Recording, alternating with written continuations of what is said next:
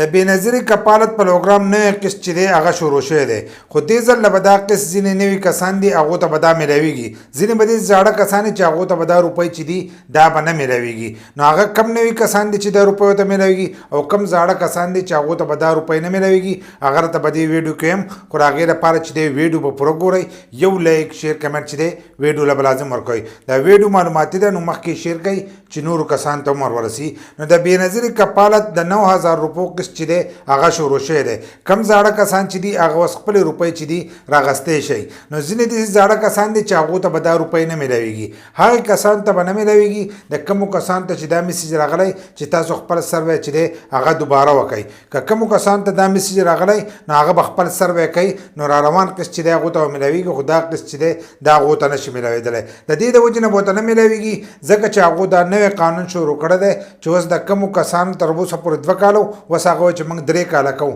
د 3 کالو نه دا روپۍ هلي نو هغو ته به موږ دوباره د سروی میسیج لیږو او هغه به خپل سروی چې دی دا به دوباره کوي ځینې کسان به وایي چې موږ خو د 15 کالو یا د 10 کالو نه چې دی دا روپۍ اخلو نو موږ ته خو دا میسیج نه دی راغلی نو په دمه دمه هر یو کس ته چې دی دا میسیج به راځي لکه ټولو ته په یو ځای باندې دا میسیج نه راځي خو ټول چې دي دا به خپل سروی کوي هر 3 کاله پس چې دی دی به سروی کوي ځینې به دي کې نوي کسان دي نوي کسان هغه دي هغو چې په میاشت کې دننه د 90 سروی کړی نو هغې کسانو ته چې دی دا روپۍ نشي میلاویدلی خو د کمو کسانو چې زیاتې ورځې شي 15 میاشتې 6 میاشتې شوي نو هغې کسانو ته چې دی هم به دا قسط میلاویږي خو د هغې نه مخکې به تاسو خپل اهلیت چې دی دا به چک کوئ چې تاسو د دې روپو لپاره اهل یې که نه نو د اهلیت په باره کې چې دی زمونږ ویډیو شته لاول بالته کې خپل اهلیت چک کوئ بیا به لاړ شئ کوم ځای کې چې روپۍ میلاویږي نو تاسو به د هغه ځای نه خپلې روپۍ راواخلئ که بیا هم هغه تاسو ته وایي چې ستاسو روپۍ نشته نو بیا به ستاسو په اکاونټ کې چې دی دا روپۍ به نه جمع شوي که کم زاړه کسان هغو ته هم داسې ووایي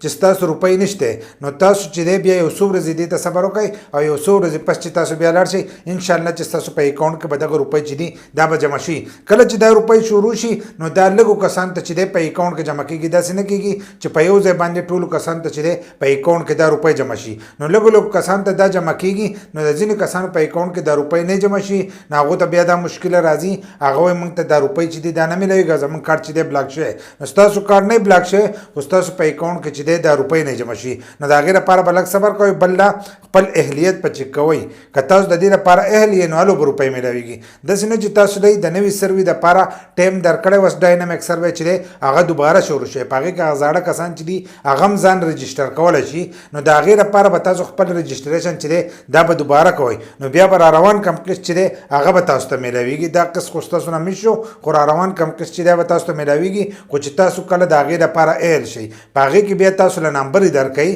لکه د هغې سکور دی د 32 نه لاندې د چا سکوري نو هغې کس ته چې دی دا روپۍ میلاویږي خو چې د 32 نه لپاسه سکوري نو هغې کسانو ته نه میلاویږي بل لا کم کسان چې معذوره دي نو د هغو لپاره 37 دی د اوسه پورې چې دی 37 دی چې د 37 نه لاندې نو هغه کسانو ته میلاویږي او چې د 37 نه لپاسه نو هغو ته نه میلاویږي معذوره کسانو ته او کم چې عام برابر کسان دي نو د هغو لپاره چې دی 32 سکور دی چې دغه سکور نه ستاسو په کمه سکوري نو تاسو ته به روپۍ چې دي دا میلاویږي نو کومو کسانو ته چې د نوي سروي دپاره میسیج راغلی نو هغه کسانو ته چې دی دا روپۍ به نه میلاویږي کم نوي کسان چې دي هغه به خپل اهلیت ګوري چې د دې لپاره اهل نو تاسو بیا ځئ کوم ځای کې چې روپۍ میلاویږي هلته کې به تاسو ته دغه روپۍ چې دي دا میلاویږي د دې په باره کې چې دی زیاتکر کسان ته پوس کو اکثر په کمنټس کې به وي چې نوي کسان ته به روپۍ کله میلاویږي نوي کسانو ته چې دی 2-3 میاشتې پس هم میلاویدی شي او 15-16 میاشتې پس هم میلاویدی شي خو په اولنۍ میاشت کې چې تا کوم رجسټریشن کړی لکه اوس په دې میاشت کې کومو کسانو رجسټریشن کړی نو هغه کسانو ته دا نه میلاویږي بل لا رجسټریشن ډېر زیاتو کسانو کړی دی نو دا اوس لږ په دمه دمه باندې کېږي نو ځینې کسان چې 15-16 میاشتې وشي نو هغو ته الو دا روپۍ چې دي دا میلاویږي خو هغې نه مخکې به تاسو خپل اهلیت چک کوئ د اهلیت په باره کې چې دی زموږ په یوټیوب چینل کې ویډیو شته په یوټیوب کې مظلومیار سپیک سرچ کړئ زموږ د یوټیوب چینل به راته راشي په هغې کې تاسو خپل اهلیت چک کړئ که تاسو اهل نو دا قسط چې دی دا به تاسو ته میلاویږي